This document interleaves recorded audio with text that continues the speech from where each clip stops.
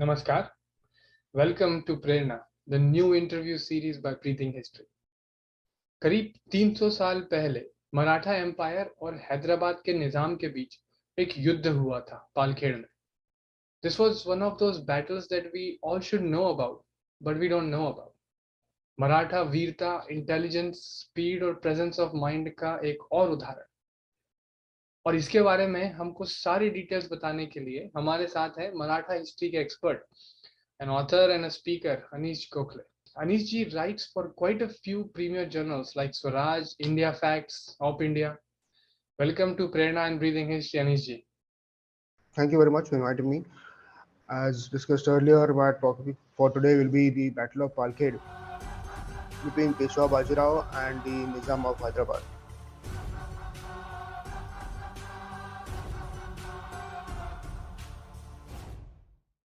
The anniversary of this battle took place a couple of days earlier. So this is the month that the battle took place, Palkhed. And the previous 3-4 months in that year, that is 1728, February 1728 was the time the battle took place.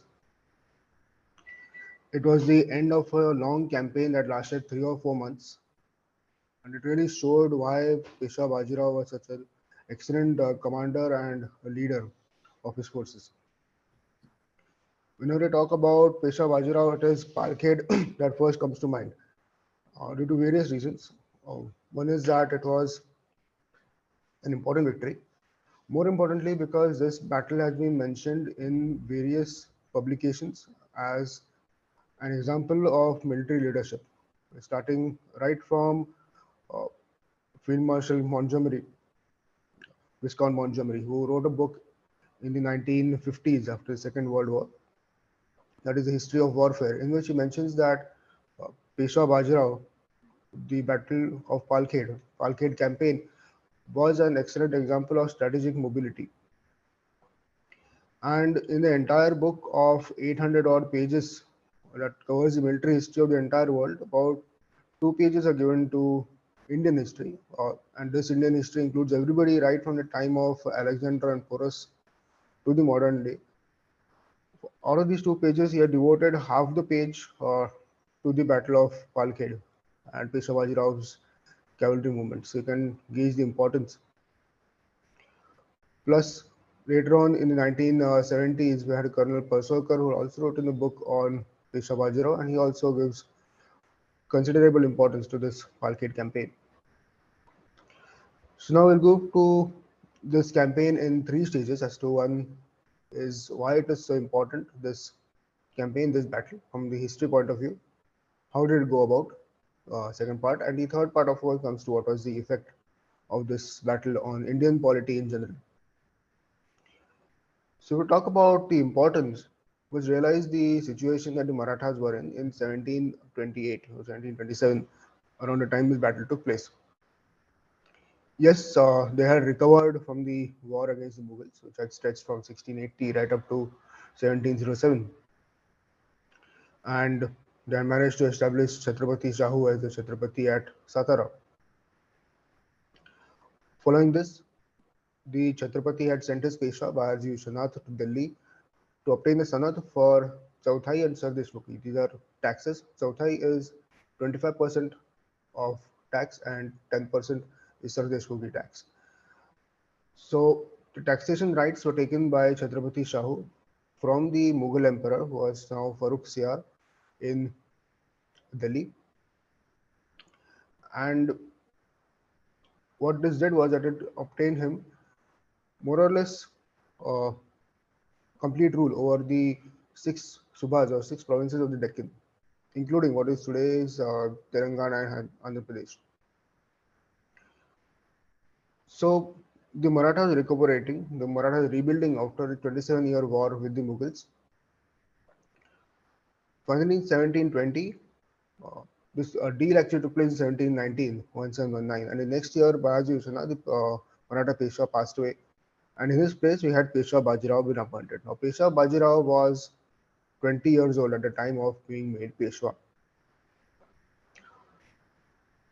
By the time the Palkhed campaign started, he was just 26, 27 years old. He had not taken part in any major campaigns as such. He had been sent on some battles, some campaigns to the south, but Palkhed was his first test. So he was facing a Nizam at this battle who was 20, 30 years his senior. Uh, He himself was 25 or 27 years old at this time, still a very young age to be taking responsibility of a very large scale. And it's also to be noted that when Pesha Bajirao became Pesha in 1720, what he said was that our job is now to cross the Narmada and head north. Uh, South is not where we are supposed to be. We have got the Sardeshmukhi and Chauthai rights. The south will settle on its own. But the Mughals, their coffers are empty. Their coffers are in the north. They are completely defeated. We must now head north. And he was slowly putting these plans into motion. The Battle of Palkhed was his first test. Now I come to the actual part of the campaign, that is uh, the Nizam's and the Peshaw's movements. As I mentioned earlier, the Emperor at Delhi had given Chauthai and Sardeshmukhi rights to the Marathas. But getting those rights from Delhi and actually exercising those rights in South India were two different scenarios altogether. The Nizam of Hyderabad, who later on became the Nizam of Hyderabad actually, at the point that we are talking about, Pesha Bajra Palkhed campaign, he was in his capital at Aurangabad. The fort at Aurangabad, that is Daulatabad fort, went to the Marathas much later, but at the point of time, it was still in the Nizam's hands. Now, the Nizam was one party. He controlled most of the region around today's Telangana and some parts of Andhra Pradesh. Now, his genesis is interesting. There was one fellow called Chin Kilich Khan uh, who obtained parts of this country in around 1716, and he was part of Aurangzeb's army. So, as you know, that when Aurangzeb expanded his empire, some of these Sardars came down south, and later, as they found the central authority weakening, they declared their independence. The Nizam of Hyderabad was one of these people. So, what the Nizam did was he said that I'm not going to pay the Chauthai to Chhatrapati Shahu. The reason he gave for this was that he did not know who to give the Chauthai to. So there were two Chhatrapatis in Maharashtra. One was Chhatrapati of Satara, that is Chhatrapati Shahu, and there was a Chhatrapati at Kolhapur, who was the Chhatrapati Sambhaji. Of course, Chhatrapati Shahu was a descendant of Sambhaji Maharaj, and Chhatrapati Sambhaji was a descendant of Chhatrapati Rajaram. The Chauthai that Chauthai or the Sardeshmukhi sanads that had been given by the Mughal emperor had been given to Chhatrapati Shahu at Satara, and it was agreed that he is the leader of the Marathas and he is going to get the Chauthai Sardeshmukhi rights over the 6 provinces of the Deccan. Now, what the Nizam did was he said that I am not sure who to give this Chauthai to. I am a dilemma whether to give it to the Chhatrapati at Satara or to Chhatrapati at Kolhapur. Although it was very clear who the sanad was meant for, but just to drive a wedge between the Marathas, he decided that I am going to create a problem here so that he gets more leverage at Satara and Pune. So he said that I do not know the dispute. Uh, then he also offered that I would like to mediate between the Chhatrapatis or Kolhapur and Satara so that they can arrive at an amicable solution to this problem. Actually, there was no problem. And the Marathas, including Chhatrapati Shahu, realized that what he is trying to do is essentially meddle in politics at Satara and if are trying to be kingmaker by creating a problem where none exists.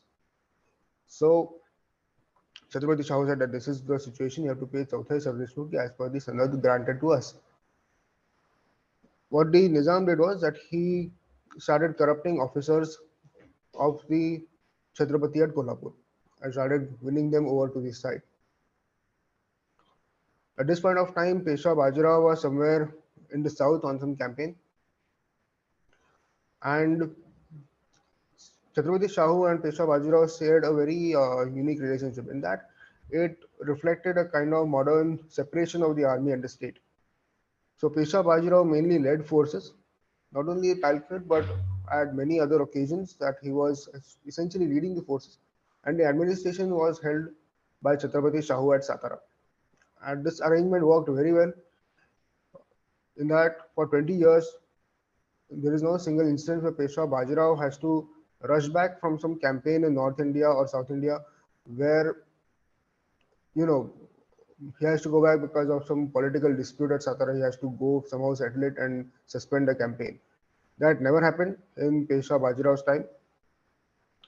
He was free to move his soldiers as he wanted across the plains of North India, and this is a very crucial role that Chhatrapati Shahu played. But although it was in the future, this was still 1728, and the main threat was from the Nizam of Hyderabad. The Nizam, after corrupting some of his some of the officers of the Chhatrapati at Kolhapur, actually mounted an invasion from roughly the Beed region of Maharashtra today, and he headed straight towards Satara. Chhatrapati Shahu knew of this attack and he called Peshwa Bajirao north to support his troops uh, who were fighting against Nizam. Now Peshwa Bajirao moved north. The Nizam was already inside the territories of the Marathas in today's Maharashtra. Chimaji Appa was defending Satara, and he ravaged a lot of territory around this region, around the Satara Kolhapur region. Not only this, he took the Chhatrapati at Kolhapur under his, can say, imprisonment or care, and he proclaimed him to be the Chhatrapati and said that the Chauthai Sardeshmukhi rights actually belong to him and not to the Chhatrapati at Satara. Now, what was Peshwa Bajirao doing at this time? Peshwa Bajirao did not directly engage the Nizam of Hyderabad in the regions around Satara. Now, the reason for this was very important. The Nizam had guns with him, artillery. His artillery was extremely powerful, and the Marathas, Peshwa Bajirao did not really have that kind of heavy artillery. Heavy artillery is something that would come to the Marathas much later in the Battle of Panipat, almost 30 years from that time. At that point of time, Peshwa Bajirao mainly survived on cavalry, uh, a very swift moving cavalry, and very light artillery which he could carry around with that cavalry. It's the kind of warfare that he was staging. Now, if you see the contrast between the time of Chhatrapati Shivaji to Peshwa Bajirao, you can see the first major change happening in the Maratha army. At the time of Chhatrapati Shivaji, it was almost entirely an infantry-based force, although they had very capable cavalry arms. But the terrain, the mountainous terrain, ravines, river crossings, it made infantry very important.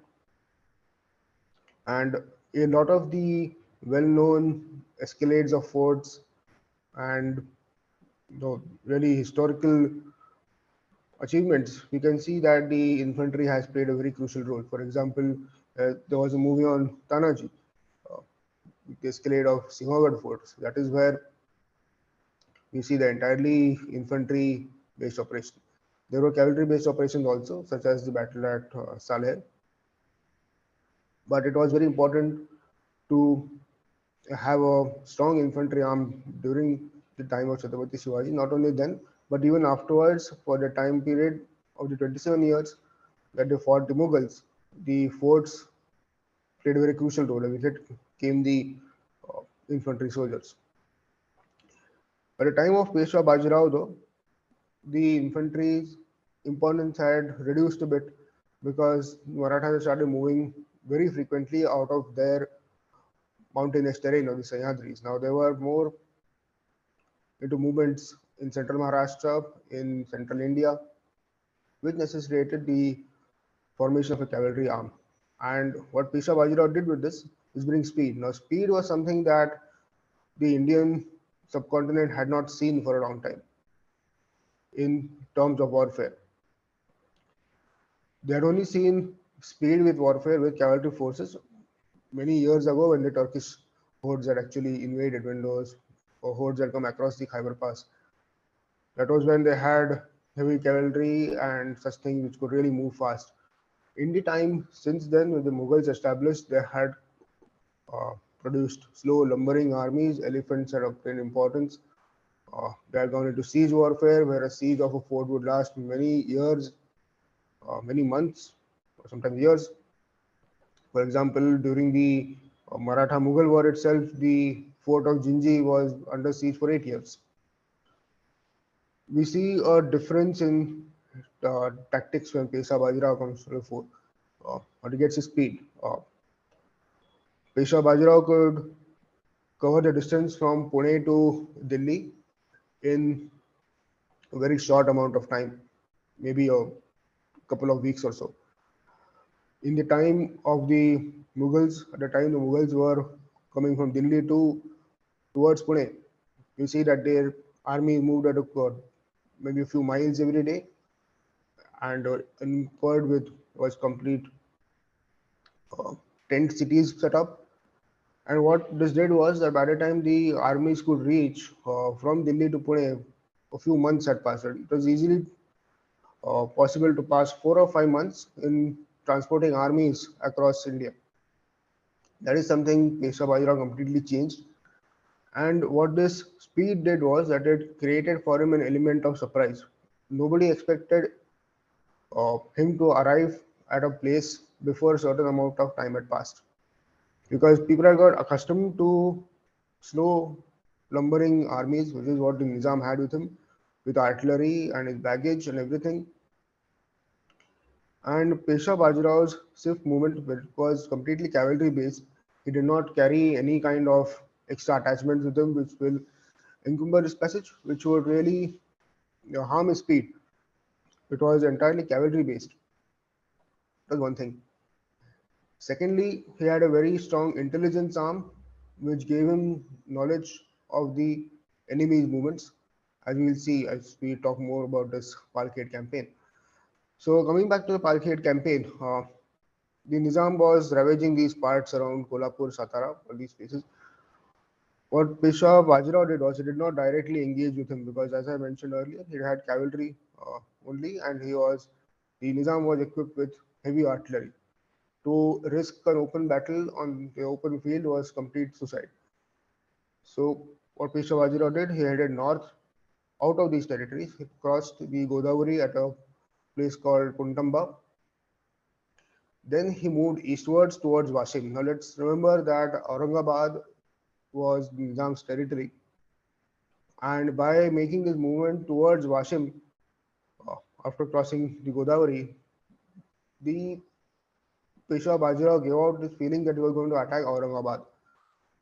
So for all his efforts at attacking Satara and Pune, if his own capital was going to be attacked in return, there was no point in carrying out this invasion, realized Nizam. And that's why he started moving his armies out of this region so as to give chase to Peshwa Bajirao, who was now at Wasim. It was strongly believed that he is now going to attack Aurangabad itself. But Peshwa Bajirao did not do that. What he did was that instead he headed towards Baranpur. Now there was one fellow called Ivaz Khan who was sent after the Peshwa at this point, and it is counted in a couple of books that this was a defeat for Peshwa Bajirao. Not so, he has simply given him the slip. He did not take battle at all, because the Peshwa did not want any kind of pitched open battles at any point in this the whole fracas. So from Washim, they headed towards Baranpur. So Baranpur is another very important place. Baranpur was regarded as the gateway of the Deccan. It was a very big city with a very big fort, Asirgarh. And right from the time of Akbar, it had been in the hands of the Mughals. So not just the Mughals, but even somebody like Nizam coveted this city and did not want to see it pass into the hands of Peshwa Bajirao. So the news came that he is headed towards Baranpur from Washim. So Nizam again moved his armies around, tried to again give him chase. Remember that Peshwa Bajirao moving only with his horses, with his cavalry, while the Nizam is carrying his entire entourage and his cavalry, plus his artillery, plus his infantry around. So there is considerable time lag between the Peshwa reaching a place and the Nizam managed to reach there.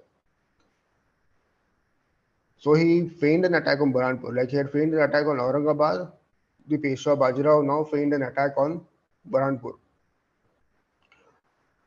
So the Nizam is now chasing him Burhanpur. Peshwa Bajirao headed even further west after this towards Surat. And just outside Surat, Peshwa Bajirao stopped. And at that point, the ruler of Surat, the Mughal Subedar of Surat, came out and joined him. So this is where Peshwa Bajirao diplomacy worked. He knew that the Subedar of Surat and the Nizam Asaf Jah did not uh, were not on very friendly terms with each other, and so these two joined each other. And the Nizam did not know what to do exactly because now these two armies are joined, and their intention is not clear as to whether they are going to together descend into the Deccan or they're going to wait for the Nizam at Surat. So Nizam was basically in the contrary as to should he proceed further or not, which added even more delay to his tactics. And the main objective of relieving Satara and Kolhapur from this whole fracas was actually achieved by Peshwa Bajirao at this end. But to leave the campaign at this point in Surat, it would have gone right back to square one because the Nizam would have again gone back to pillaging Satara. The whole campaign had to be brought to a conclusive close. Peshwa Bajirao then moved north out of that place uh, towards a place called Baba Pyare. From there, he moved south towards Dhule. But this was an excellent move on two counts. One, because nobody expected Peshwa Bajirao to again come back by that route to Dhule.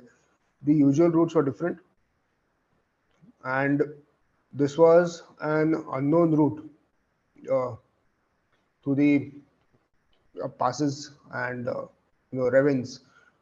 That is more or less today's highway that goes from Dhule northwards. Now, the Nizam at this point of time had reached Ahmednagar. Okay, and so the Nizam was at Ahmednagar, the Peshwa was at Dhule. In between, there was a big river called the Godavari River, and the stage was completely set for a showdown between the Nizam and the Peshwa. So this is where the Peshwa's genius comes into focus. The Nizam had managed to carry all his guns up till this point to Ahmednagar. He had to cross the Puntamba, had to cross the Godavari at the place called Puntamba. Now, at this point of time in history, in the 18th century or even most of the 19th century, you couldn't simply cross rivers wherever you wanted. Uh, The modern type of bridges simply not existent where you can simply build a bridge in a few days. Even the existing bridges were very few. It was difficult to build bridges on rivers. And what was important were shallow patches, patches where the horses, boats, not the boats, but the horses and the soldiers could cross over on foot. So such shallows were very well guarded. They were very important. Of course, the location was known to everybody, and it became very important to hold such passes or shallows so as to aid in troop movement. Now with Peshwa Bajirao in Dhule, there were two options for him. One, he was going to go east towards Aurangabad and actually carry out what was feared earlier by the Nizam, in that his capital being attacked. The second point was that the Peshwa could then proceed south towards Pune, in that he was going to cross the Puntamba, cross the Godavari, and then pass south. The general feeling was that he is going to go east towards Aurangabad. The problem for Peshwa Bajirao was that if he had to meet the Nizam, he had to do it without the artillery playing any part in it. If the Nizam's artillery appeared on the field, it would be very difficult for the Peshwa to face that attack. So how was he going to separate the artillery from the Nizam uh, was the main question. And here is where his intelligence department and the speed of his armies came into focus. There was a place called Palkhed, just north of the Godavari. The Palkhed was the place where the armies, whether they had to proceed south towards Pune, whether they had to move east towards Aurangabad, would have to reach, irrespective of what their movements were. And the Peshwa knew that if the Nizam wanted to block him from going towards Aurangabad, he would have to reach Palkhed. What this meant was that if the Nizam reached Palkhed before Peshwa Bajirao, it would be very difficult for him to win this campaign because then both of them would be on the northern side of the Godavari and he would be completely trapped in those regions. So speed was the essence. One, he had to reach Palkhed before the Nizam did. Second, he had to completely garrison that place such that the Nizam did not hold any advantage. What Peshwa Bajirao did was it descended by a pass called the Kasarbari Pass. Now, this was an unfrequented route, forested route. Nobody expected him to pass by this, and this is one of the hallmarks of Peshwa Bajirao that we see again and again throughout his life. Even the campaign that follows this towards Bundelkhand, Peshwa Bajirao takes a route that goes from Devgarh near Nagpur and proceeds straight northwards from there on the eastern flank of Malwa towards the Bundelkhand region. This was again an unfrequented route because most of the routes led by what is today the Bombay-Agra highway. Another example is this Kasarbari, where the pass led from Dhule to Palkhed, not frequented. The actual route was different to reach those places. By doing so, he managed to reach there uh, quite well in time before the Nizam. At the same time, his intelligence department was strong enough to tell him the movements of the Nizam of Hyderabad as to where is he, when is he planning to cross. He came to know that he's going to cross in 3 days' time. He's going to cross first, that the Nizam is going to cross first, and then his guns will follow a day later, believing that the Peshwa is going to take at least 3-4 days to descend from Dhule to Palkhed. But by taking this shortcut, Peshwa Bajirao reached there 2 days before the Nizam did. And once in Palkhed, what the Peshwa did was that he first took control of the entire granary or whatever fields were there in the village at Palkhed. Secondly, there was this tribe called Banjaras. Well, today the tribe exists.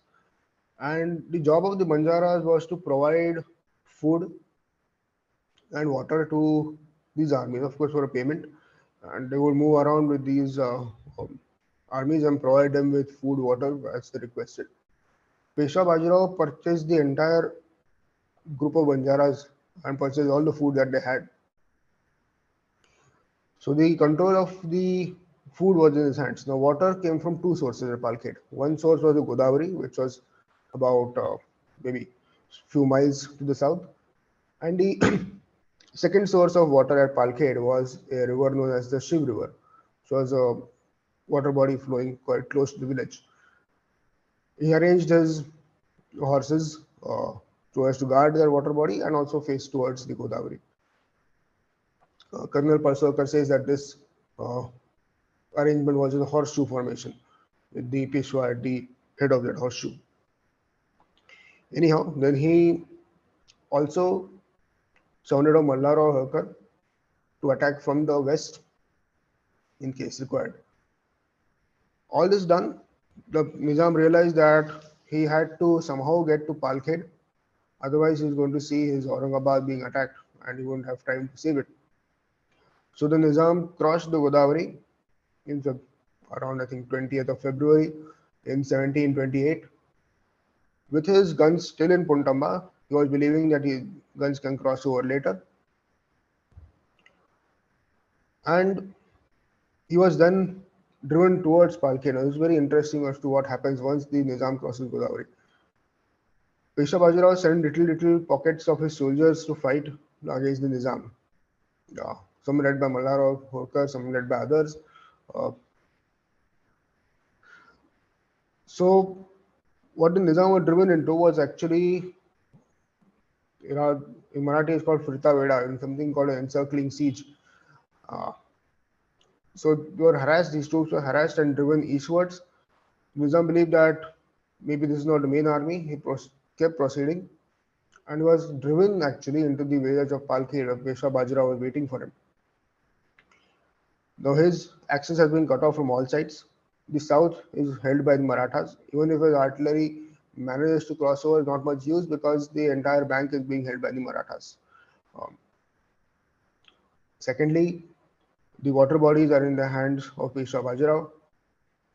And this is where we see another genius of Peshwa in that he brought things to closure by building watertight sieges. Siege warfare was very old. Siege warfare had been going on for centuries and centuries, and even very recently during the Mughal attack on the Marathas, sieges were going on. I mentioned there was a siege at the fort of Jinji for 8 years. There was a siege at the fort of Ramses for 6 years. But these sieges were not really something where nothing could pass between the soldiers besieging the fort. These sieges were time bound in that they were completely time consuming. They take months, sometimes years, and they aimed at attrition is that finally we make the fort run out of resources. It was difficult to build a watertight siege around one fort. So some supplies kept going in, kept coming out, and finally, over a period of time, the fort was forced into submission by this large army standing outside. What Peshwa Bajirao did was that he put this siege warfare on a different level. He built the siege in such a way that simply no supplies could reach the besieged army. So when he trapped the Nizam at Palkhed, he saw to it that no water reached him. He had purchased the food. He had closed the routes from every possible direction, especially from the south where the river crossing at Puntamba existed. And by doing this, he managed to bring the Nizam to a surrender within 2 or 3 days. And the main reason behind this was the control of the water sources.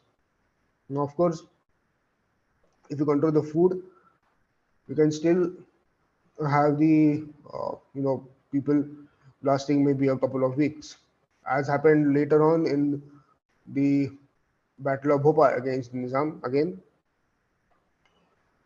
where the Nizam's army were driven to eating their own horses and cattle so as to survive. But here the water source was cut off, and not getting water in the month of February, even in the end of February, was something that the soldiers could not survive a couple of days. And it was on the 1st of March that finally the Nizam agreed to come to terms with Peshwa Bajirao and move to a place called Mungi Shevgaon, where finally the Peshwa agreed to give some water and food to the Nizam. So what the Peshwa had achieved by this was that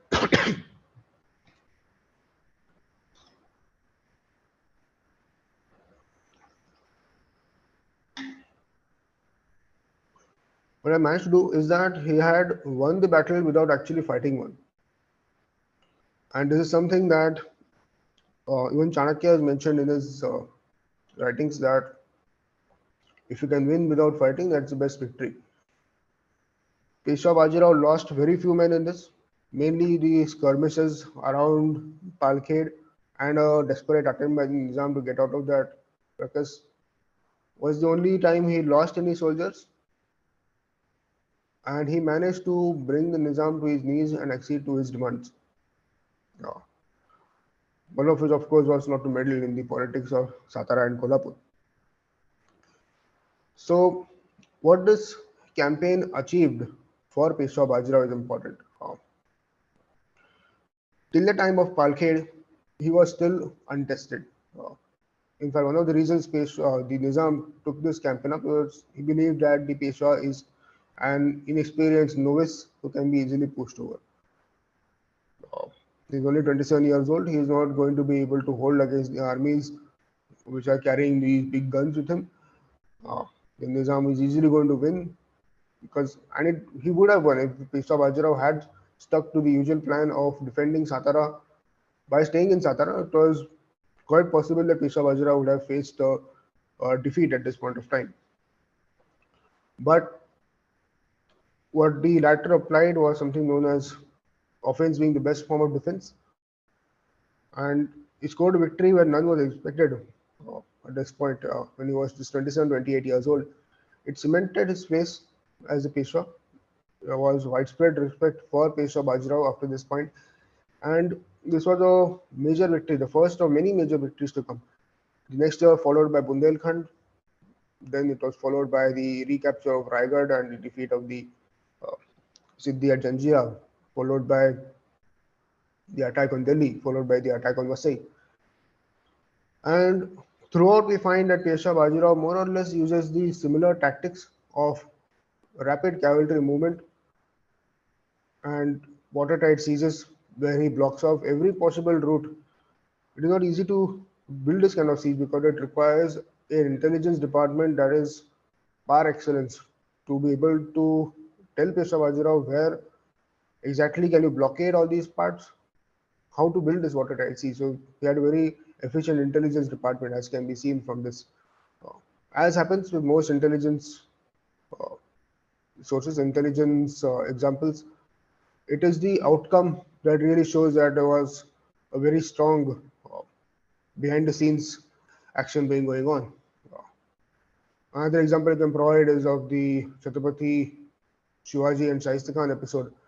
Obviously, there were people involved who really got the layout of this camp, of Shaista Khan's residence, everything before Chhatrapati Shivaji could mount an attack. And similar example can be of Afzal Khan. It's the outcome that really determines as to how much the background work has been going on in this case. So it happened in the case of Palkhed to realize that Peshwa Bajirao was a really strong military commander.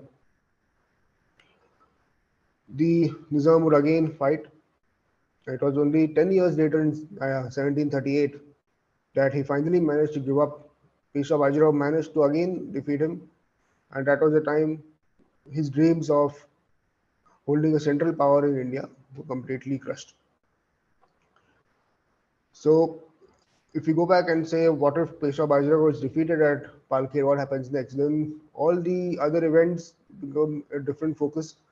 Uh, the Nizam is now holding the upper hand.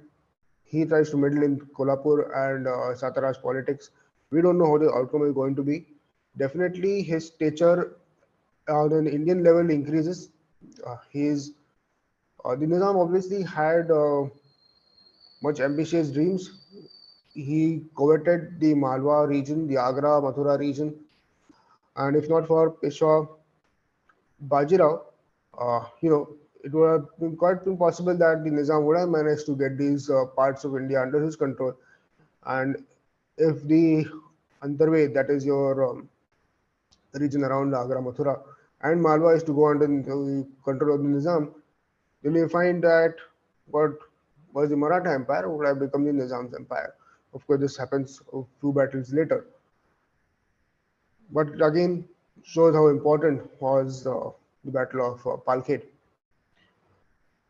Like Montgomery had mentioned, it was an example of strategic mobility, and I believe by describing this battle to you, it has been sufficiently brought out as to how Peshwa Bajirao's movements really affected the outcome of the warfare.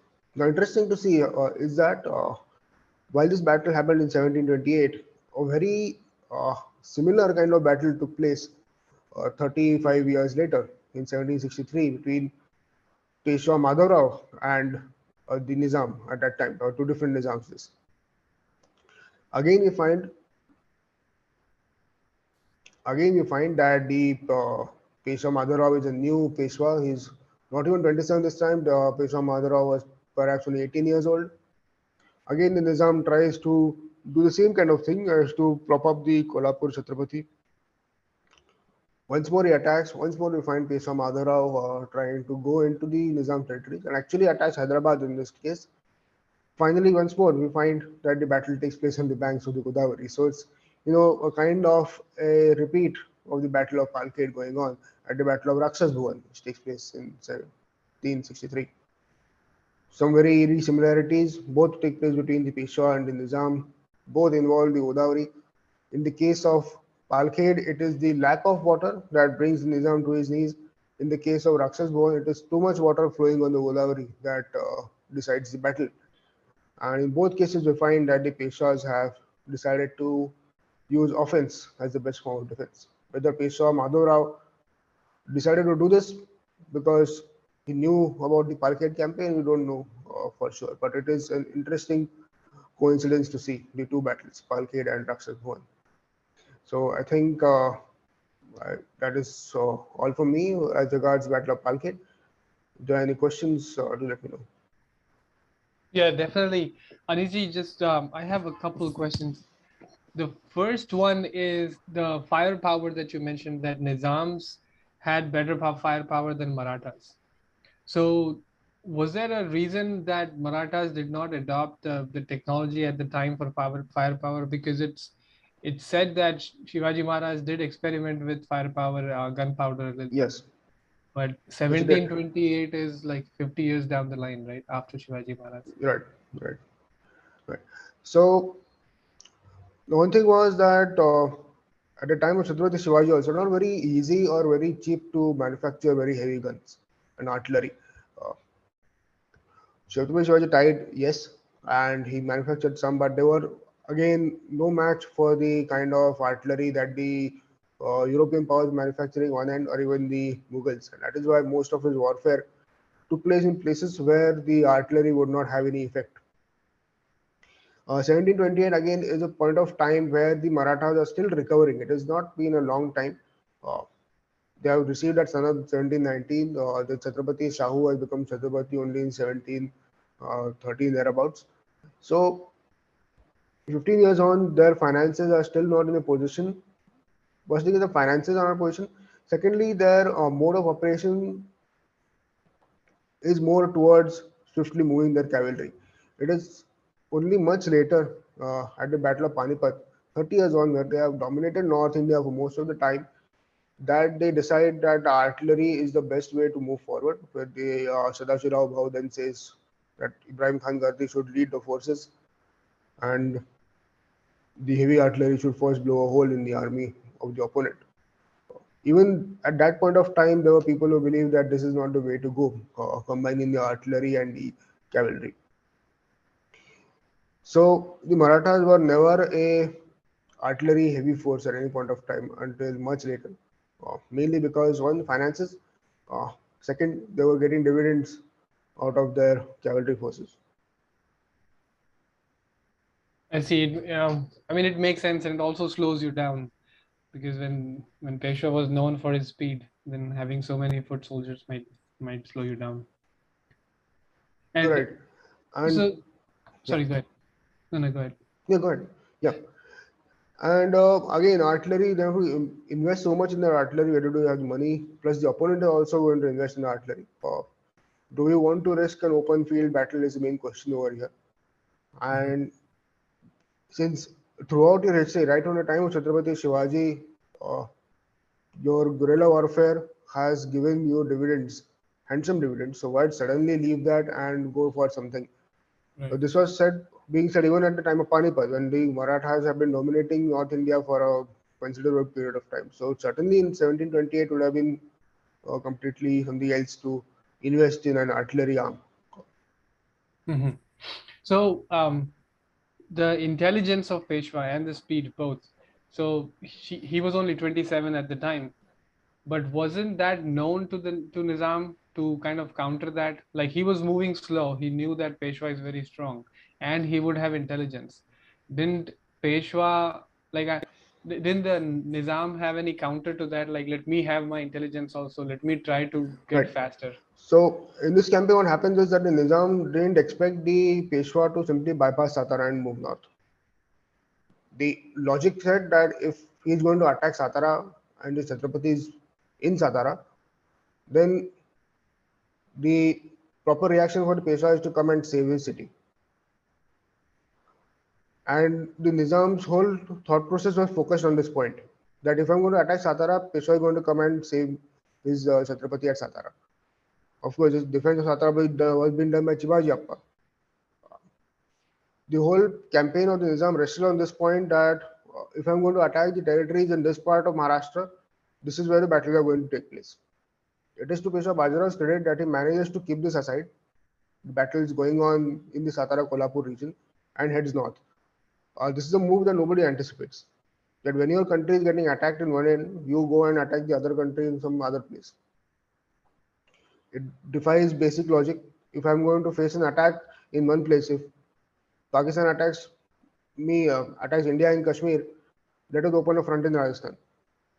That is something you don't expect to happen, but it is something Peshwa Bajirao did and did very efficiently. And then he moved north in such a way. Again, Peshwa Bajirao's speed couldn't be matched.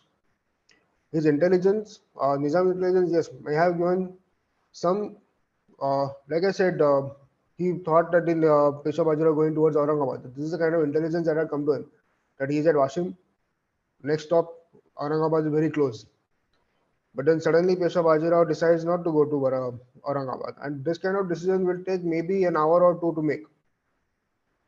There is no time for this decision to disseminate elsewhere. That he has not decided to go to Aurangabad. It may be just a spur of the moment decide, okay, not today we're not going there, we're going towards Baranpur. Then he heads towards Baranpur. Again, this intelligence does come to Nizam that he is headed towards Baranpur and he prepares for assault on Baranpur. Again, last minute, Peshwa Bajirao decides not to go there, go somewhere else. So, not only the actual movement of the cavalry kept ahead, but even the intelligence has kept ahead of him by keeping him guessing throughout as to where his intentions are. And right at Palkhed also we see, at Palkhed, Peshwa can cross and head towards Pune or Satara, and he can also go towards Aurangabad. And this is again a decision he can make right at the last moment, whether he wants to go towards Aurangabad, which is why it forces the Nizam's hand to cross the river and try and save his capital city. Because there's no point in having himself south of the Godavari and getting his Aurangabad attacked. This is where the intelligence really worked. And of course, you can say that Peshwa Bajirao intelligence were much more superior in this regard. Apparently, it definitely was clearly more efficient and faster than the Nizam. Anish, just one last question about this war, or the war that didn't happen, like he won without fighting. So that's the best part. That in today's time, is there a place that someone can go and see those spots, or the place at Palkhed, does it still exist, and are there any Yes. Most of the places mentioned in this campaign exist. Mm-hmm. Yeah. Since there is no fort or anything involved in this, you cannot see any. Palkhed village exists. Yes, there is a village called Palkhed. It's still there. Puntamba is also there. Mm-hmm. Puntamba, now there is a bridge where there was this crossing happening on the shallows. Okay. At that point, they have built a bridge. Yeah, actual vehicular bridge where you can cross. And the other places mentioned again, since there is no fort involved or any big battlefield involved as such, so those kind of places don't exist. But all the places mentioned in the campaign, yes, do exist today as towns and cities. Yes, you have Washim today, you have Baranpur, yes, you have Surat. Mm-hmm. Some of the places that had more importance back then do not have so much importance today. Now, for example, you can cross the Godavari at Puntamba. That was a very important crossing back in 1728. But today you can cross the Godavari many other places. Yeah. So, yeah, that kind of change has happened. A lot of places which are villages back in 1728 are now much bigger towns and cities. I don't think Washim was a big place. 1728 is now a sizable town. Right. And Baranpur basically meant Ashirgarh. That fort is still there that way. Wow. Okay, I think this is a very comprehensive view of what led to Palkhed and how it happened, and like really a good insight. And I think this chapter is also there in your book for battles of yes, that's Maratha Empire chapter is there. Yes, right. Vishwan and Rakshas won both. Okay, yeah. So Thank you so much for the detail again, and we'll definitely Thank you. hope to see you back again in Prerna. Thank you so much for your time, Anisi. Thank you. Thank you. Thanks a lot.